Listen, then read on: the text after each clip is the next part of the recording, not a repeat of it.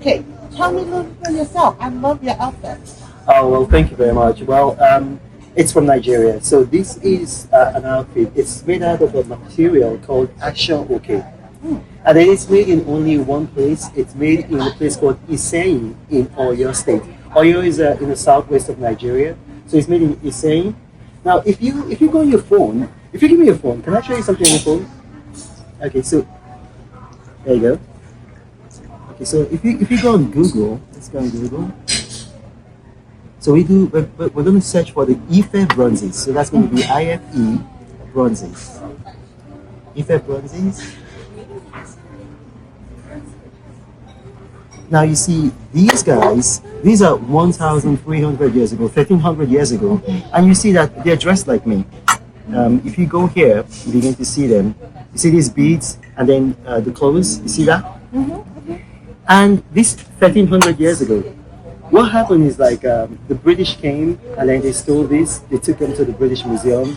So my ancestors, they came from a place called Ife, and they've always been dressing like this. Yeah, so it's made out of Aso-Oke. So everything I'm wearing. Oh yeah, you can. Very unique. It's made completely 100% in Nigeria. The fabric, the embroidery, everything I'm wearing, the beads, everything's from Nigeria. Yeah. So Ife, they were smelting iron 1,300 years ago, and also they had, like you saw those the bronzes I gave you. They had iron tools, iron weapons, beasts of burden, and they had. A lot of people think that okay, like Africans didn't know how to write. Basically, they didn't write. They carved their history. So everything that happened every day, they'll carve it into a piece of history. So when they carve, do they do it in a graphic form if they don't write, or are you saying they have a written language? No, not a script in a graphic form. So like I've met you today. Now, if it was back in the olden days before the colonialists, before the British came and ruined everything, I'd have a manservant, right? And then he will watch me.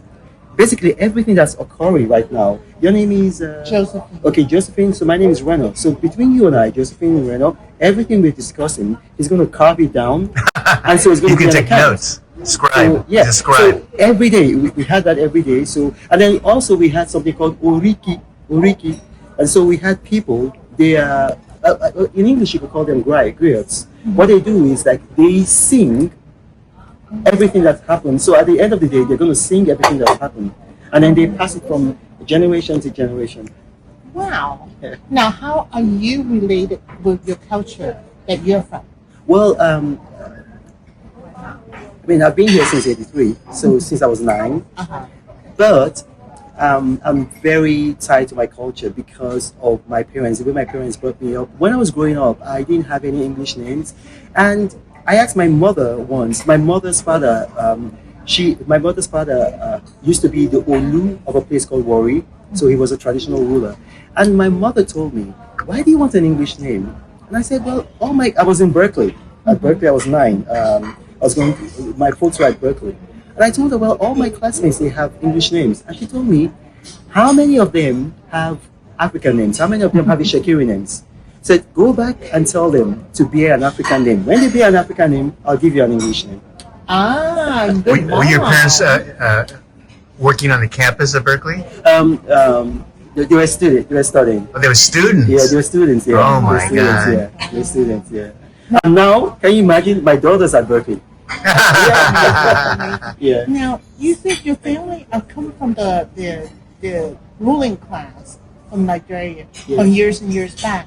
What do they do exactly? Well, all of that's changed right now because of colonialism. All of the power that the traditional rulers used to have was taken from them. So right now they're just basically constitutional monarchs, like figureheads. They don't really have any real power except maybe persuasive power.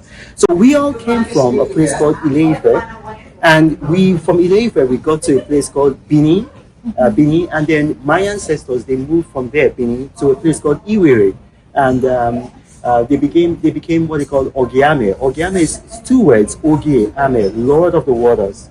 Yes, so Lord of the Waters. So their ancestry in the place called Benin used to be Ogiso. Ogiso is Ogie. So Lord of the Skies. Yeah, and then